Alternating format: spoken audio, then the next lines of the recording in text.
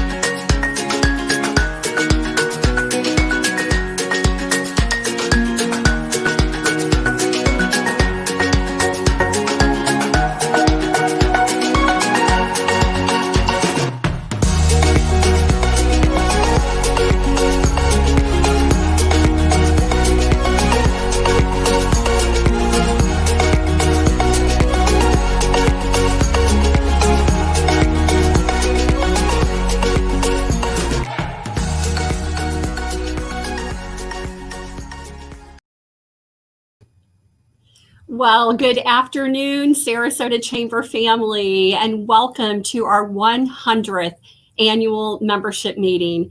We are so honored to have you joining us today, and our team has a phenomenal lineup in store for you. We're so excited to have you with us, and we want to encourage you to engage in today's event by commenting and sharing throughout the program. We'll have a very special giveaway at the end for someone who engages with us throughout the event, so you won't want to miss out on that. So to kick off today, I'd like to introduce my friend and colleague, Tarnisha Cliat, President and founder of the Minnesota Black Chamber of Commerce, to lead us in the Pledge of Allegiance, and followed by our board member, Aaron McLeod, President and CEO of Senior Friendship Centers, to lead us in today's invocation. Thank you, Heather. Please join me in reciting the Pledge of Allegiance. I pledge allegiance to the flag of the United States of America and to the republic for which it stands, one nation, under God, indivisible, with liberty and justice for all. Thank you, Tarnisha. Let us pray. We begin with thanks as a collective membership of the Greater Sarasota Chamber of Commerce for this 100th annual meeting. We are thankful for 100 years of blessings and opportunities to accomplish what no single member could hope to achieve individually. We ask for vision, resources, and energy as we work together for the greater good. For our people and our businesses, abundant with talent and courageous diversity, we ask for guidance. To be mindful of our call to serve each other and our community, we ask for kind and generous spirits. And although we are in the midst of turbulent times, we ask for continued grace to rise above. Help us to be resilient and to grow stronger in the face of adversity. Bless us all with friendship whenever we gather, and bless this chamber as we celebrate our history and our future. All this we ask today with humble hearts. Amen. Thank you, Tarnisha and Aaron. We'd like to take a moment to recognize and sincerely thank the member companies who supported this event through their sponsorship. It's their investment that made producing this event for you today possible. Thank you to our presenting sponsor, Shoemaker, Loop & Kendrick, the prestigious Chairs Cup sponsor, Kirkring, Barbario & Company, corporate sponsor, Sarasota Bradenton International Airport, our guest speaker sponsor, Gulf Coast Community Foundation, dessert sponsor, Bank of Tampa, the invitation sponsor, HH Staffing, and video sponsor, Observer Media Group. We'd also like to thank the numerous silver and gold sponsors, which you can see in your digital program. Now it's my pleasure to introduce Dan DeLeo, Chamber Board Member and Attorney at Law with Shoemaker, Loop & Kendrick. Thank you, Heather. It's an honor to continue our long-standing partnership with the Greater Sarasota Chamber of Commerce. My name is Dan DeLeo, and I'm board certified in business litigation, representing some of the largest public and private institutions in the county, and I'm one of 45 lawyers in the Sarasota office at Shoemaker. I'm one of 125 Shoemaker lawyers in the state of Florida, each with a particular area of expertise. One of more than 260 Shoemaker lawyers firm-wide across 5 states and 7 offices. Shoemaker has the breadth, the experience, and the expertise to help your business. Now, what you may not know is that Shoemaker has a full-service, bipartisan public affairs and government relations firm called Shoemaker Advisors that can help your business build relationships with government at the federal, state, or local levels. So whether you're trying to build a multi-billion-dollar sports complex, trying to influence a line item in the federal budget, or just get the attention of someone in government, Shoemaker can help. Whatever your legal public affairs needs are, Shoemaker has the expertise to assist your business. Thank you, Dan and Shoemaker, for your continued support. Now it gives me great pleasure to introduce our 2019 2020 Chairman of the Board, Paul Caragiulo. What a year for Paul to be Chairman of the Board. I'm so grateful for his steady and confident leadership throughout the year. Paul was always there for the Chamber and available to not only help our team, but our members as well. Paul worked tirelessly behind the scenes on behalf of our member and local companies. He's a humble gentleman, but also a true superhero in helping our organization to work through all of the challenges of 2020. Thank you, Paul. We sincerely applaud you today. Thank you, Heather. It's been my absolute pleasure to be your chairman of the board this year. While this year was nothing like we expected it to be, I believe we have so much to be proud of. This year, in the midst of a worldwide pandemic, this chamber served its 1,200 member businesses by immediately converting all programming to a digital format and providing real resources and boots on the ground assistance for companies. We were able to direct our members to access funding through various sources. We worked with the Sarasota County EDC to assist with the county loan program and are currently serving as a help desk for local businesses to access the CARES Act funding. The team managed to onboard over 200 new members to the Chamber family and came within a few percentage points of reaching its retention budget. We hosted over 75 events with participation with close to 5,000 attendees by year end. Leadership Sarasota completed a monumental project with the Florida Center to build a sensory garden for their children. Youth Leadership saw its largest class to date with over 34 students participating. Our Young Professionals group continued to meet and form bonds throughout the year with new programming and conversations. Career Edge also had many wins to add to its repertoire. This year, Career Edge placed over 50 paid interns with our local companies and funded fast track programs and equipments over $60,000.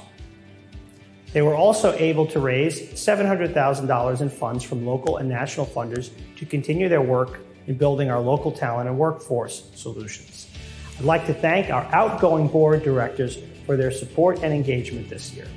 So thank you to Jennifer Compton, Andy Dorr, Beth Ebersole, Stephen High, Dr. Donald O'Shea, Myron Robinson, Renee Reichman, Joe Seidensticker, and Richard Webb. Thanks to each of you for your time, talent, and treasure you so graciously shared with our organization. Speaking of things we have accomplished this year, my time as chairman of the Chamber gave me the opportunity to work with someone who I feel has made a huge impact in our Chamber this year. Before I go any further, I want to kick it over to our friend Rob Lane with Kirk and Barberio and Company and sponsor of our esteemed Chairs Cup Award. Thank you, Paul. It's our pleasure to once again host the Chairman's Cup Award. But first, I want to thank the Chamber for their wonderful job of continuing these events through our pandemic. It's outstanding that we're able to bring everyone together like this. Kirk Green Barberio was founded in 1972. We're celebrating our almost 50th year in business, and it's always been our culture and wanting to give back to our community. We've done this through the Chamber and many other organizations. And this cup, the Chairman's Cup, recognizes an individual who has gone above and beyond to help the Chamber in its volunteer efforts. So it's with great pleasure that we once again support the Chairman's Cup, and thank you very much. Thanks, Rob. This year, our Chairman's Cup Award goes to a community leader who has done an outstanding job helping us through this pandemic. This year, the cup goes to County Administrator Jonathan Lewis. Thank you, Jonathan.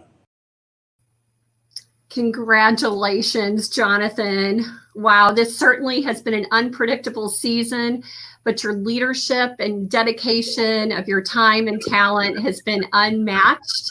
And, you know, that really is the very definition of this award. Heather, thank you so much, and thank you to the Chamber. Of course, for me here at the county, it's not an individual acknowledgement. Our board is very, very business friendly. They understand that the more than 16,000 businesses in Sarasota County are our lifeblood and what make us sustainable as a county, serving more than 435,000 residents. I do appreciate the acknowledgement, but for all 2,200 of us, that's what we try and focus on, is providing that service. So thank you so much, Heather. Oh, thank you again, and congratulations, Jonathan. I know you and the entire team has been working literally around the clock, 7 days a week, to take care of all of us here in Sarasota. So a much deserved award, and congratulations. We celebrate you today. Thank you very much. It's an honor. Great. Well, congratulations, Jonathan. And now I'd like to turn it back over to Paul. Now, as I sign off as your chair of the board, it is my great pleasure to introduce your 2020-21 chair of the board, Dr. Larry Thompson, president of Ringling College of Art and Design. Thank you, Paul. I want to echo Heather's remarks of gratitude and thank you personally for all the work you have done over this past year to keep the chamber not only vibrant, but absolutely magnificent.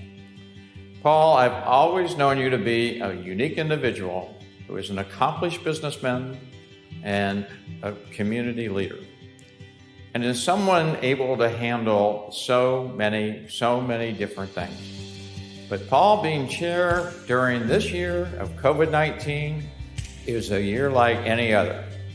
So on behalf of the entire chamber and its membership, we thank you once more for being the steady hand guiding this chamber through this incredibly difficult time.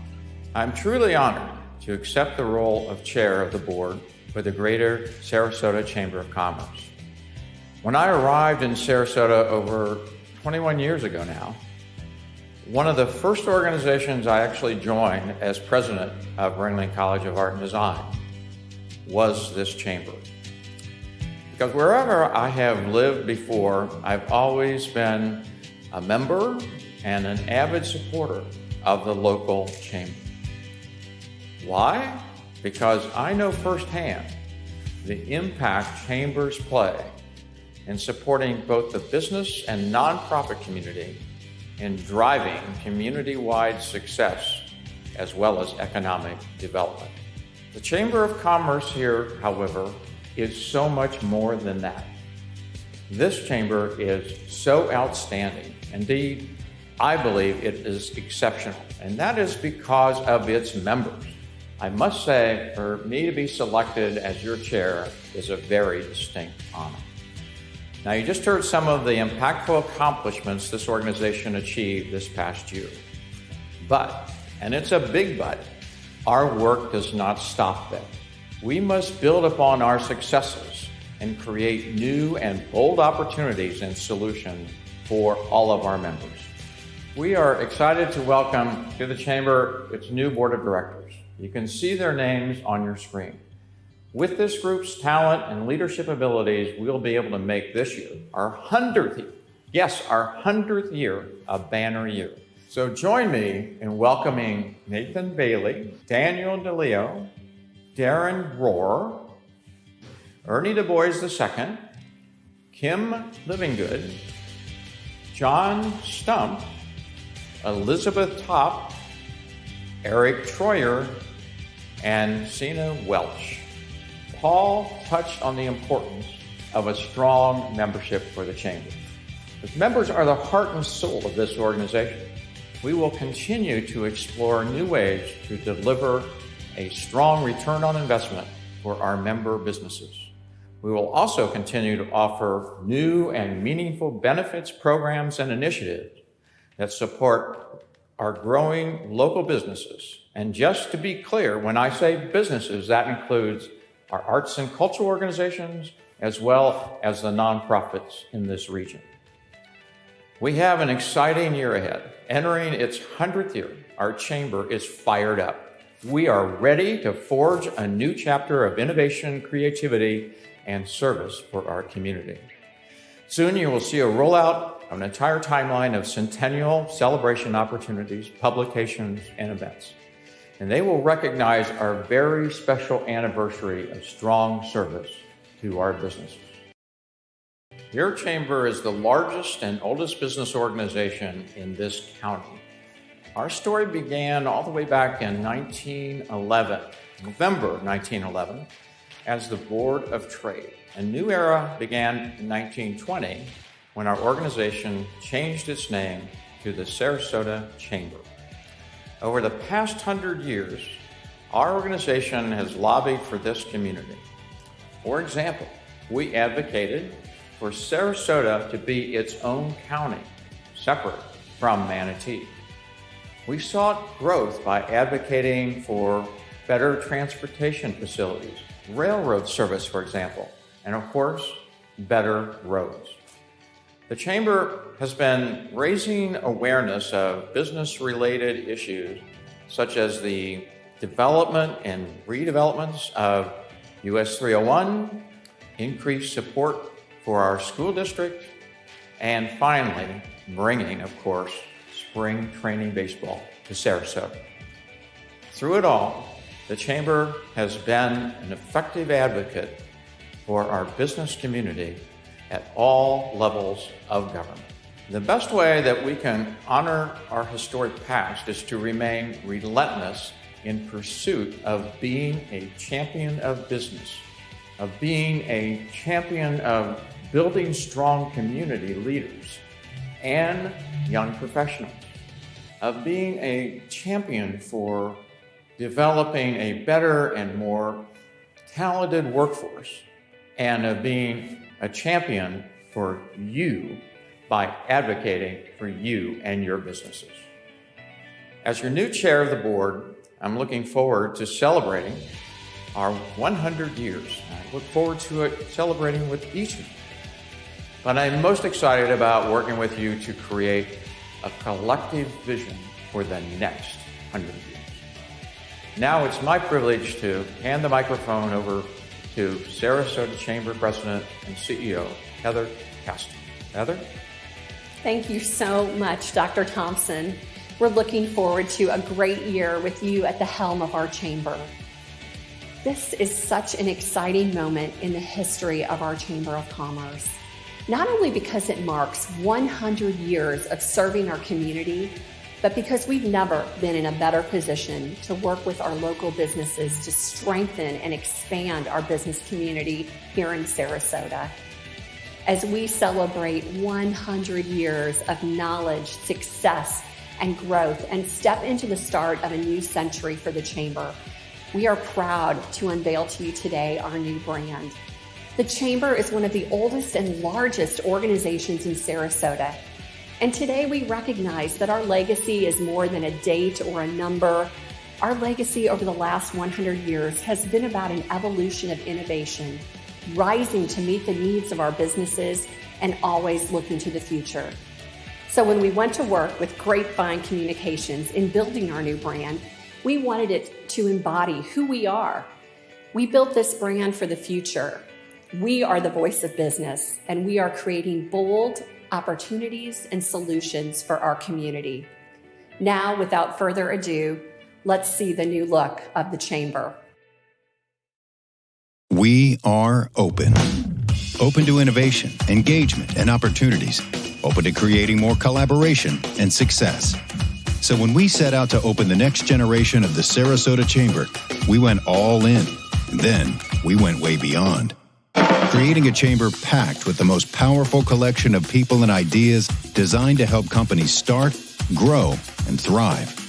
Connecting members with the resources they need to get ahead. It's the Chamber's mission to be the voice of business, creating bold opportunities and solutions for our community. Our efforts help attract new headquarters, expansions, and West Florida's best and brightest workforce. The Sarasota Chamber helps educate the workers of today and tomorrow and assists in building leaders who share our vision. We are the Sarasota Chamber, relentlessly focused on the needs of our business community and our collective future for decades to come.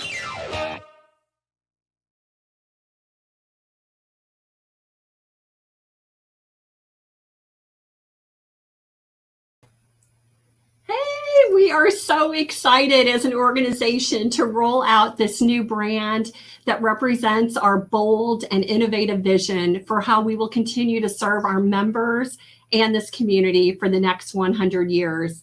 We'd love to hear what you think of the brand and what you think. So drop us some comments. Oh, I see Lori Denny commenting, Annette and Charlene, Priya, Veronica, Jan, thank you. We're super excited to roll out this brand and for our next 100 years. Morgan Gerhardt, we see you. Thank you. Now, before we transition to our guest speaker, I'd love to just take a moment to give a sincere and a huge thanks to our team here at the Chamber who have worked so hard putting today's event together and really throughout this entire year. Brittany, Maria, Craig, Kelly, Caitlin, Sarah, and Shauna, Catherine, and Alyssa, thank you for all that you do.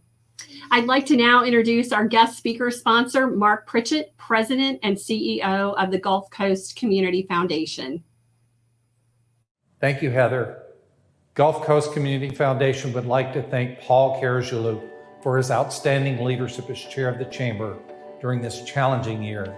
He has fought for your businesses, and we personally wanted to thank him for his extraordinary leadership. And we would also like to extend our gratitude to the outstanding staff of the Greater Sarasota Chamber of Commerce. Their persistent work to revitalize our business climate during the COVID-19 pandemic has been remarkable. Now I have the privilege of introducing our speaker, Quint Studer. This is a businessman and entrepreneur who has been a leader in healthcare throughout the Midwest and the South. In fact, one of his hospitals was ranked in the top 1% nationally for patient and employee satisfaction. Quint has received multiple awards for his work in healthcare and leadership, including the Malcolm Baldrige National Quality Award. He was named one of the 40 smartest people in healthcare.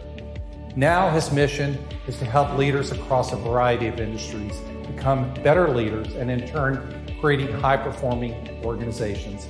Quint resides with his wife in Pensacola, and they are passionate about giving back to nonprofits locally and nationally.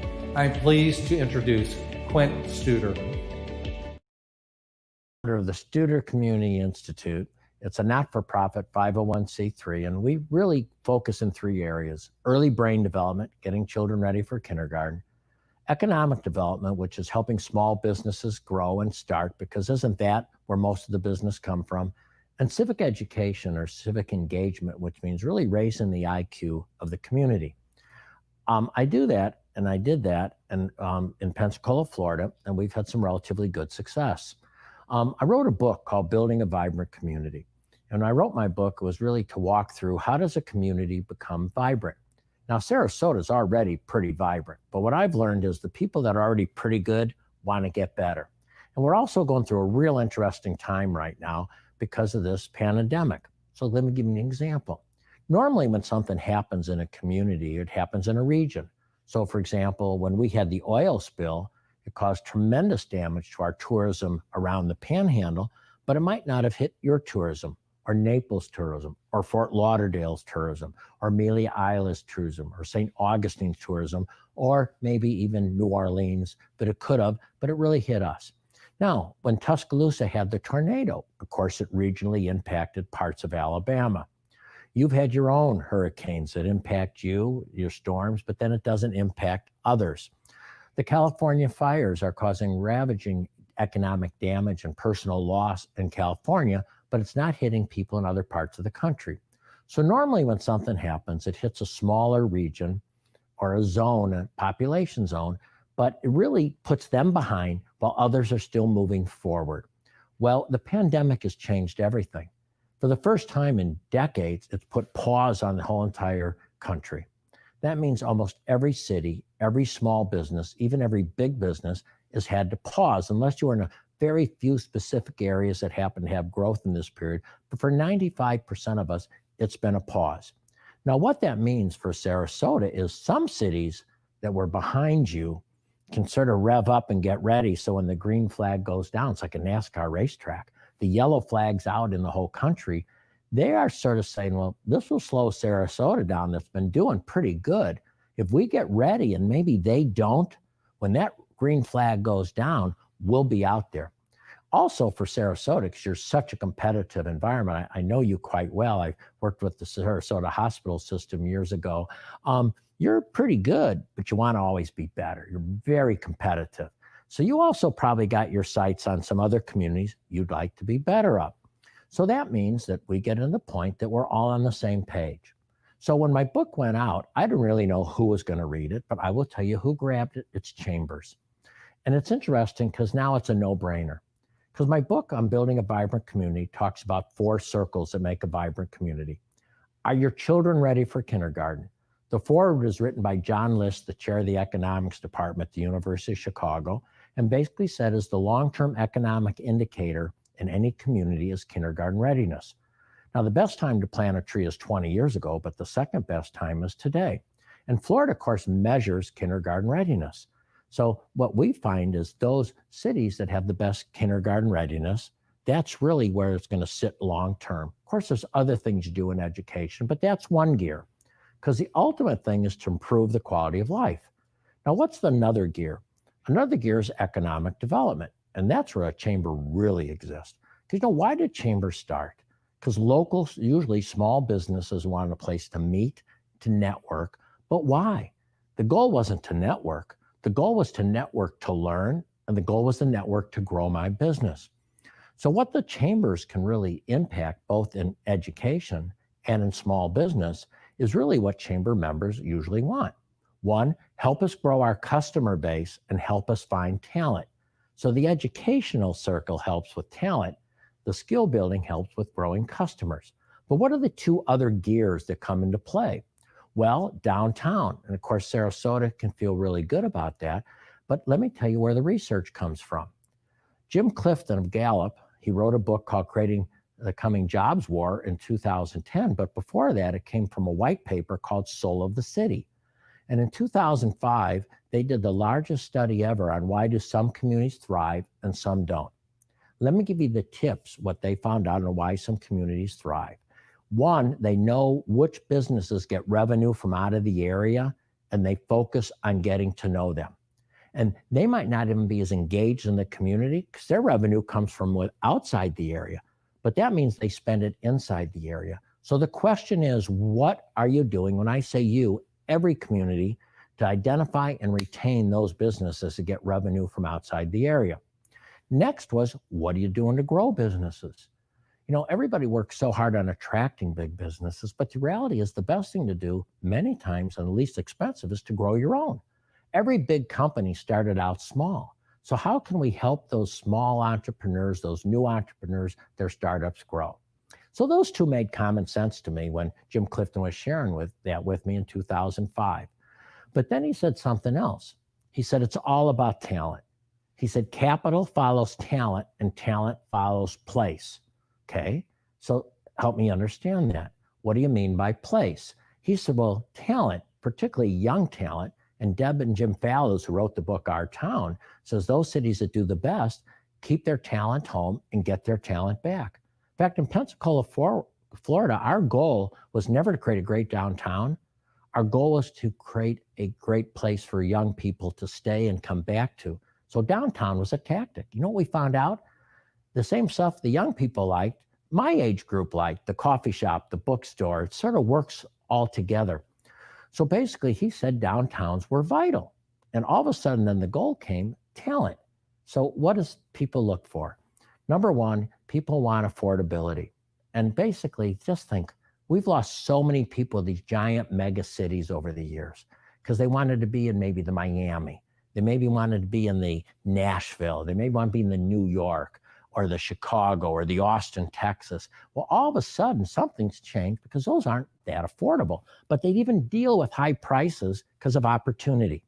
But that's changing because a place like Sarasota, when you grow your local businesses, when you support entrepreneurs, you create opportunity. But on top of it, for the first thing in a long time, in over 5 decades, people are starting to look at exiting large cities because of the pandemic. But they're not just going to go anywhere. They're going to go to that place that has opportunity and has vibrancy. So what makes a vibrant community? Number 1, it's programming. And you've actually been quite good at programming over the years. I follow you pretty closely. I have some friends that live in Sarasota. But it's programming. That means making sure there's a lot of activity. Next is, do you have the right retail and entertainment? And that means about purposefully looking at what's missing or what needs to be there in your community. So for example, we studied cities all over the country. We learned that vibrant communities have a music venue for young people. We learned that they have bookstores. We learned that they have different entertainment options, different type of restaurants, the outdoor dining, those types of things. Then we've also looked at what else do they need? And of course, office space, and you've had a lot of building, and of course, a diversity of residential. So if you look at Sarasota, you check a lot of those boxes. You absolutely do. Now, what's the fourth gear? And this is a gear, if I rewrote my book, I put a lot more into. It's raising the civic IQ. What I mean by that is bringing people in on best practices. So it's something called creating civic conversations. If you go to studeri.org and you hit Civicon, you're going to be able to look at videos for the last 3 years of speakers that we have brought in. From Donald Shoup from UCLA to talk about parking, from Tom Murphy to talk about private and public partnerships, from Ed McMahon about how to protect the character of the community. He's taught us that you don't have to accept whatever somebody sends you. You can really create overlay districts and things like that that can really help people really protect the character of your community. We brought in Gina Worth to look at our waterfront, and she came up with ideas we didn't even have. We brought in Jeff Speck, the guru of walkability. And one of my favorite stories about it is when you live in a community for a long time, you just think it's walkable because you know how to walk.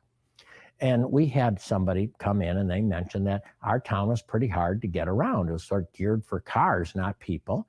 And one of the long-term people there said, well, what do you mean? He said, like going from the Fish House restaurant to Jackson's. And our person that's lived in Pensacola forever said, well, that's easy. You just go down the ditch there, you go along the railroad tracks, you take a left, then you go across the street here, you go through this alley and you're at Jackson's. Now he meant it. He knew how to walk there. Nobody else did. So studying that whole idea of walkability. So what we've learned by raising the civic IQ means that change is difficult, but just not as difficult. And you know it's difficult in a community. In my book, I talk about the 4 types of people. You know, you have those people like you that are for the community. You're there. You're always stepping up. You're about 25% of any community. Then you get the next 25%, which is, well, we'll lean forward, but tell us again why this is a good idea. Tell us again why we're turning maybe a one-way street into two-way streets and so on. Then there's the third 25%, which is, I might support it, but it's going to need a lot of push. And you sort of got to tell me what's in it for me. The first group is just doing it first 2 groups are just doing it for greater good. The third group is, well, I'll probably support it if I'm convinced it's good for me. And that's a nice group to have. We want to work with them. But the group that many times stops the city is the fourth group. You know, some people call them cave people, citizens against virtually everything. And in fact, we did a poll in Pensacola. We hired an outside company to measure our positivity versus negativity. And they actually do this. And they call people up and they ask them a question that you would think people would just say yes to. It's one of those no-brainers. Somebody gives you all the money in the world.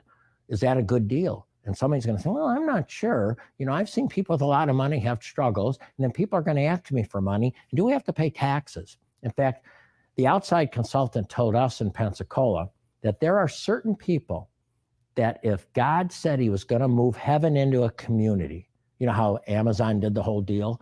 But just think if God said heaven is out for bid, and we're looking for what community we should locate it in. He told us that if God chose Pensacola for heaven, we would have 25% of our people would fight it because they don't want a gated community downtown. And I have learned that the challenge in any community is getting that positive critical mass and moving it forward, because sometimes we spend way too much oxygen on those naysayers. So that's in my book about different types of people and, of course, different type of setbacks. So when you look at when we're talking about what's needed now, in these last minutes, we talk about stress. And I just wrote a foreword for a book on this topic. And as I read it, I said, we're not in stress anymore. Stress is situational, sort of like I got a big test. When I get done with it, I'll be better. I got a big opening. When I get done with that, we'll be better. Stress is something that's many times short term, but there's an end in sight. I think we've moved into trauma. I think when something goes long-term, roles get changed of the job where I'm in a community, rules get changed. How long is this going to last? I know you in Sarasota, like us everywhere, are heartbroken with what small businesses are going through. Let me tell you a little bit about me. I own a minor league baseball team. This was not the right year to own a minor league baseball team. I have 200,000 square feet of commercial real estate. A lot of people can't pay rent or just can't pay rent or they're no longer there. My wife and I own 3 event centers when it's hard to do events right now. And we have cafe and coffee shop when we've had to limit how many people can come in. So we, like you, have had unbelievable setbacks. We have looked upon this year as a year to build that emotional bank account in our workforce, build that emotional bank account in the community, like many of you. So when you look at stress, stress has become trauma. So what do people in trauma need? They need strong leadership like a Chamber of Commerce offers, because you're the right place, because you have a critical mass of people that love your community, you have a talented group of people, and you have a diverse group of people that meet all sorts of different entities and so on. What else do they need in trauma? They need skills. I believe the chambers are the skill development resource in every community. Yeah, other people do it, but building those small businesses is 90 to 99% of the jobs are all small business. So you provide skill. Civic engagement and civic communication, the chamber's the perfect person to educate the community because they're trusted. People are members of them from all different types of economic stratosphere and all different type of races. The chamber is the perfect person. And of course, when you come to downtown and downtown programming, the chamber is it. So I think chambers, like everything else, every business, are in the process of transforming, just like the communities are transforming. They're a process of reinventing themselves. Years ago, I wondered why a successful restaurant in Chicago where I lived redid themselves. And they said, because we'd rather reinvent ourselves first before we end up having to reinvent. So your chamber is very strong, but those are the type of places that get better. The good always want to get better. I remember working with the Cleveland Clinic and when I owned my company, Studer Group, and they called me up and I said, but Dr. Loop, you're already really good. He said, we need to be this much better than Mayo Clinic. And that's what you are. You're really good, but you're not doing it to be really good. You're doing it because of your values, because it's always about values. So why do we work so hard to get kids ready for kindergarten? Because every child is our child. Why do we work so hard to help every small business and every business have the skills to be successful? Because this is our community, and we need customers and we need employees. Why do we create a great downtown? Not because the goal is to create a great downtown, because the tactic is to keep our talent home. Capital follows talent, and talent follows place. And why is the chamber the right person to educate the community? Because somebody's got to step up and constantly bring resources to raise that community IQ. So yes, we have a yellow flag out. Now, there's some progress in some places, but some of us are totally stopped. We couldn't get out of the pit even if we wanted to, maybe because of legalities, of resources, and so on. But that green flag's coming down. When that green flag comes down, the cities that are most prepared to get out of that pit are going to win. You know what that city's going to be? Sarasota, because that's how you are. You're a great community that just wants to get better. Thank you very much for allowing me to speak to you today. Wow, Quint, thank you for that inspiring presentation. I'm Emily Walsh, publisher with the Observer Media Group, and we're honored to be the video sponsor and provide closing comments for today's annual meeting. The Chamber's job is to be the voice of business.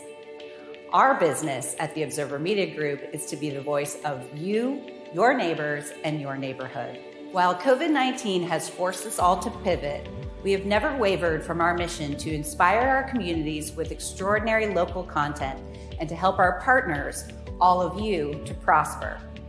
Together with the Chamber, we will continue to innovate and elevate and emerge into a brighter future. And now I'd like to introduce our Chamber Vice President, Brittany Lamont, who will announce our raffle winners. Thank you so much, Emily. And thank you to the Observer team and Colin Reed with Wavy Productions for that amazing branding video. We are so excited about the new branding. Now, before I announce our raffle winner for the ultimate dinner package, based on the engagement we received today, I want to just take a moment and again thank Shoemaker Loop and Kendrick and all of our sponsors for today's program. This event is not made possible without you. I also would like you to mark your calendars for January 25th for the Chambers Golf Classic. It's crazy to think that 2021 is almost here. So I want to congratulate Rhonda Liebrick from Habitat for Humanity, who won our raffle prize, the Ultimate Dinner Package. Thank you so much, Rhonda, for engaging with us throughout today's program. I would also like to just take a moment and wish all of you a happy Thanksgiving. We are so thankful here at the Chamber for your partnership, your investment, and for everything that you all do in the community. I look forward to seeing you again soon, whether it's here virtually or whether it's in person at one of our upcoming events. Wishing you all a fabulous day. Thank you so much.